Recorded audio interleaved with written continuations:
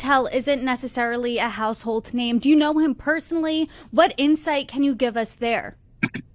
Well, I know enough of him. I know he's very loyal to the president. I know he stands up for law and order.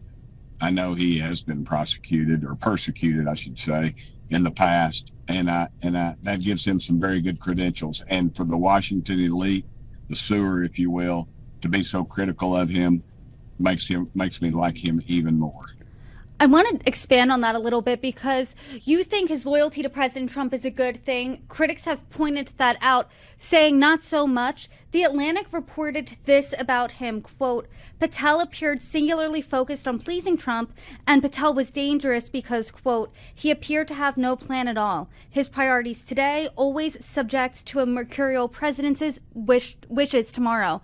What do you make of that criticism? Well, I think we had some people that weren't loyal to President Trump before, and undermined everything that he did. He was elected to do a job. President Trump was, and that job is to clean up the sewer that is Washington D.C. And I have very high hopes for Kash Patel because I have seen the weaponization of these departments. Families that would have the gall to go to a school board meeting and question their school board members and then be labeled domestic terrorists, people that have been arrested in the middle of the night in their underwear in front of their kids at gunpoint, that go out and protest in front of an abortion clinic, something that is very abhorrent to a lot of Americans, but also the fact that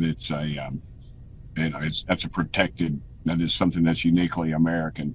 And to think that they're not allowed to do that, to me, is and then labeled as some sort of terrorist or arrested for that fact, to me is beyond belief. And that's the kind of thing he will clean up. Just looking at the numbers, only a few Republicans can defect, can vote against this, and the confirmation won't go through. Do you think that Kash Patel will get confirmed? I do, because I think that the U.S. Senate realizes the mandate that this president has, and I think they realize they should. If they don't, they're not paying attention. The unbelievable anger that this country has with Washington.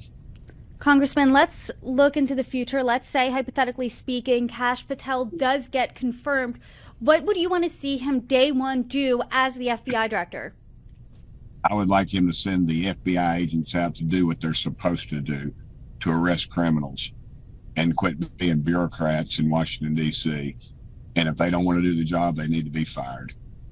Congressman Tim Burchett, per usual, I appreciate the conversation. Thank you so much for joining me. You're welcome back anytime.